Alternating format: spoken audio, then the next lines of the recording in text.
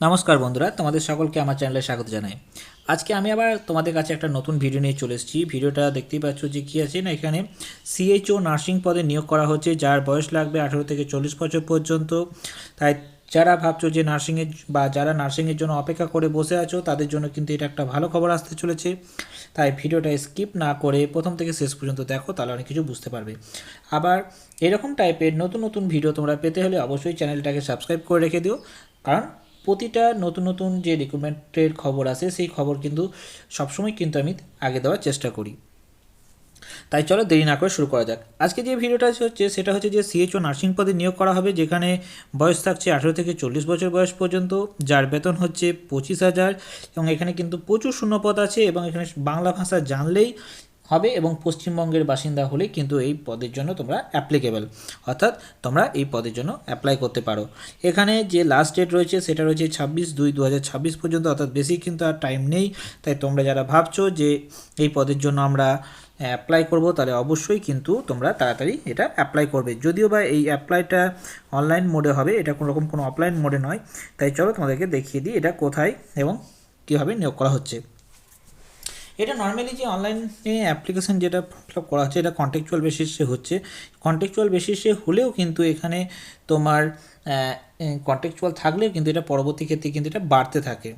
এখানে যে total post রয়েছে দেখতেই পাচ্ছ, এখানে টোটাল পোস্ট হচ্ছে 98টি, যেখানে নার্সিংয়ে রয়েছে 93 এবং সিএইচও বিএএমএস পদে রয়েছে 5টি।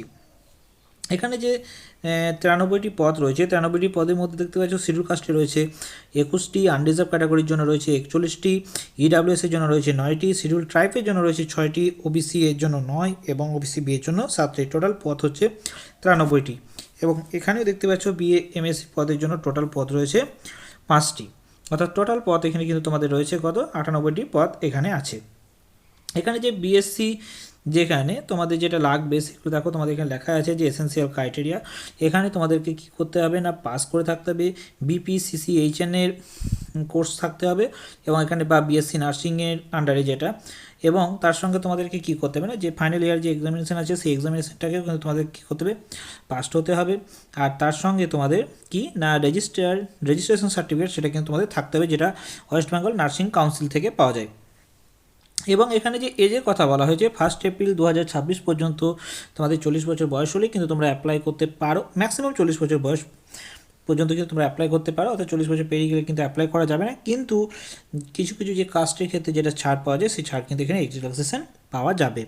এখানে যদি বাংলা ভাষা জানো তাহলে সেক্ষেত্রে কিন্তু এটা অগ্রাধিকার পাবে, অর্থাৎ এখানে কিন্তু বাংলা ভাষার জন্যই কিন্তু এটা করা হয়েছে। এবং permanent resident of West Bengal, এটা যেই জেলাতেই হোক না কেন, এখানে permanent resident of West Bengal হলেই কিন্তু তোমাদের এখানে অ্যাপ্লাই করতে পারো। এখানে যেটা লাগছে, এখানে দেখো তোমাদের এখানে কম্পিউটারের কিছু একটু জানা হলেই হবে, অর্থাৎ মাইক্রোসফট অফিস এবং ইন্টারনেটের ব্যবহার জানলেই কিন্তু তোমরা করতে পারো। এবং এই সিএইচও যেটা পোস্ট করা হচ্ছে সেটা কিন্তু তোমাদের উত্তর দিনাজপুরে কিন্তু তোমাদের নিয়োগ করা হবে। সিলেকশন হবে, রিটিন টেস্ট হবে 85% এবং ইন্টারভিউ হবে 15%-এর মাধ্যমে কিন্তু তোমাদের নিয়োগ করা হবে, যেখানে তোমাদের পার মান্থ 20,000 করে দেওয়া হবে, এবং তার সঙ্গে ইনসেন্টিভ 5,000 করে, অর্থাৎ টোটাল 25,000 করে তোমাদের কিন্তু এখানে দেওয়া হচ্ছে। এরপরে যেটা আসছে সেটা হচ্ছে যে জিএনএম, অর্থাৎ জেনারেল নার্সিং আন্ডারে যেটা হচ্ছে সেটার ক্ষেত্রেও তাই তোমাদের একই রকমই সব কিছু ক্রাইটেরিয়া লাগছে। জাস্ট এখানে প্রথমেই দেখতে পাচ্ছ যে জিএনএম থাকলে বা পোস্ট বেসিক বিএসসি থাকলে কিন্তু তোমরা অ্যাপ্লাই করতে পারো। অর্থাৎ বাকি যেগুলো আছে সেগুলো কিন্তু সবই আছে এখানে একই রকম, কোনো কিছু আলাদা নেই। কিন্তু তোমাদের যখন ট্রেনিং পিরিয়ড চলবে, ট্রেনিং পিরিয়ডের ক্ষেত্রে তোমাদের কিন্তু 10,000 টাকা করে তার সঙ্গে পার মান্থ স্টাইফেন্ড দেওয়া হবে। অর্থাৎ যে তোমাকে প্রথমে যে নেওয়া হবে সেটা কিন্তু নয়, এখানে কিন্তু তোমাদেরকে স্টাইফেন্ডও দেওয়া হচ্ছে 10,000 করে। এরপরে যেটা বলার সেটা তোমাদেরকে বলি যে এখানে স্টার্টিং ডেট কবে। এখানে স্টার্টিং ডেট বলতে তোমাদের যেটা 17/2/2026 থেকে কিন্তু অলরেডি স্টার্ট হয়ে গেছে, এবং এখানটা লাস্ট ডেট হচ্ছে 26/2/2026 পর্যন্ত রেজিস্ট্রেশন করতে পারবে। এবং ফিসটা তোমরা 26/2/2026 পর্যন্ত তোমরা দিতে পারছো, কিন্তু ফুল সাবমিশন যেটা হয় সেই সাবমিশন কিন্তু তোমরা 28/2/2026 পর্যন্ত করতে পারো। অর্থাৎ এখানে বেশি দিন কিন্তু দেওয়া হচ্ছে না। এখানে 17 তারিখ থেকে 26 তারিখ পর্যন্ত তোমাদের রেজিস্ট্রেশন করা হবে, তারপরে কিন্তু তোমাদের 28 তারিখ পর্যন্ত ম্যাক্সিমাম তোমরা সেটা সাবমিট করতে পারো।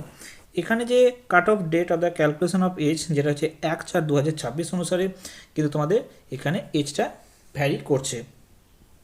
আর এখানে যে তোমরা ফর্মটা ফিল আপ করবে, ফর্মটা ফিল আপ করার জন্য তোমাদেরকে কি না www.wbhealth.gov.in এ যেতে হবে এবং সেখান থেকে কিন্তু তোমাদেরকে এই ফর্ম ফিল আপটা করতে হবে। এবং তোমাদেরকে ফর্ম ফিল আপ করার আগে আমি একটা জাস্ট তোমাদেরকে আমি নোটিফিকেশান নাম্বারটা দিয়ে দিই। নোটিফিকেশান নাম্বারটা হচ্ছে যে মেন, এখানে যে নোটিফিকেশান নাম্বার হচ্ছে যে DHFWS/UD/ADV/CHO 0387/26, অর্থাৎ তোমাদের এই অ্যাডভাইসমেন্ট নাম্বারে কিন্তু তোমাদের খুঁজতে হবে এবং খুঁজতে বলতে কি তোমাদের পাবে এবং সেখানেই কিন্তু তার আন্ডারে কিন্তু তোমাকে ফর্ম ফিল আপ করতে হবে এবং এর ডেট হচ্ছে 16/2/2026।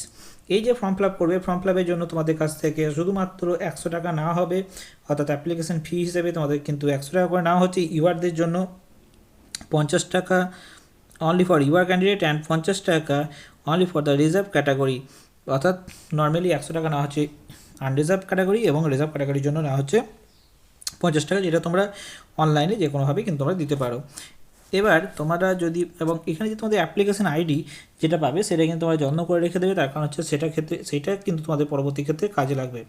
আর ফর্ম ফিল আপ দেওয়ার পর কিন্তু তোমরা অবশ্যই সেটা কিন্তু একটা প্রিন্ট আউট নিয়ে রেখে দেবে, যেটা ফার্দার তোমাদের কিসের জন্য না তোমাদের ফিউচারের জন্য কাজে লাগতে পারে সেই সবগুলোর জন্য।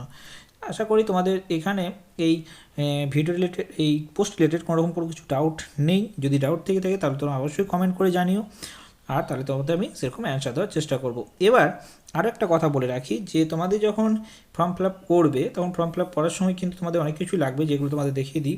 এখানে অনলাইন অ্যাপ্লিকেশন ফর্মে যাবে এবং সেখান থেকে মার্কশিট, সার্টিফিকেট এইসবগুলো লাগবে এবং তার সঙ্গে মাইক্রোসফট অফিস এবং ইন্টারনেট, অর্থাৎ তোমাদের 6 মাসের একটা কোর্স করা থাকতে হবে, রেজিস্ট্রেশন সার্টিফিকেটে থাকতে হবে, proof of date of birth যেটা মাধ্যমিকের পাস সার্টিফিকেট থাকলে সেটা হবে, এবং তার সঙ্গে রেসিডেন্সিয়াল সার্টিফিকেট, অর্থাৎ তুমি যে এখানকার সেটা রেসিডেন্সিয়াল সার্টিফিকেট যেটা আমাদের ভোটার কার্ড বা আধার কার্ড থাকলেই হবে, বা পাসপোর্ট বা ড্রাইভিং লাইসেন্স। এবং কাস্ট সার্টিফিকেট বলতে যাদের SC ST আছে তাদের কাস্ট সার্টিফিকেট লাগবে, এবং EWS থাকলে EWS সার্টিফিকেট লাগবে, এবং ফটো আইডেন্টিটি প্রুফের জন্য তোমার এপিক বা ভোটার আইডি কার্ড বা আধার কার্ড বা প্যান কার্ড দিলেই কিন্তু হবে। অর্থাৎ এইগুলো তোমাদের যদি থাকে তাহলে তোমরা ইজিলি কিন্তু তোমরা ফর্মটা ফিল আপ করতে পারছো। তাই এইসব ডকুমেন্টসগুলো কিন্তু তোমাদের রাখতে হবে কাছে করে, কারণ এই ডকুমেন্টসের ওপর ভিত্তি করে কিন্তু তোমাদের ফর্মটা ফিল আপ হবে। সর্বশেষ যে কথাটা তোমাদের বলবো, দেখতেই পাচ্ছ এখানে যেগুলো হবে তোমাদের মেরিটের ভিত্তিতে কিন্তু এখানে তোমাদের নিয়োগ করা হচ্ছে। তাই তোমরা সিলেবাসও আশা করি CHO নার্সিংয়ের জন্য জানো। যদি না জেনে থাকো তাহলে অবশ্যই তোমরা কমেন্ট করে জানাও, তাহলে আমি সিলেবাস সংক্রান্ত আমি ভিডিও তোমাদের কাছে নিয়ে আসবো দরকার হলে। তাই তোমাদের যদি এরকম কোনো কিছু কোয়ারিজ থাকে তাহলে অবশ্যই তোমরা কমেন্ট করে জানিও। আশা করি এই ভিডিওর মধ্যে তোমাদের সমস্ত কিছু ইনফরমেশান দিতে পেরেছি, এবং যদি এই ভিডিওটা তোমাদের ভালো লেগে থাকে তাহলে অবশ্যই লাইক, শেয়ার, কমেন্ট করে দিও এবং সঙ্গে সাবস্ক্রাইব করে দিও। Thank you.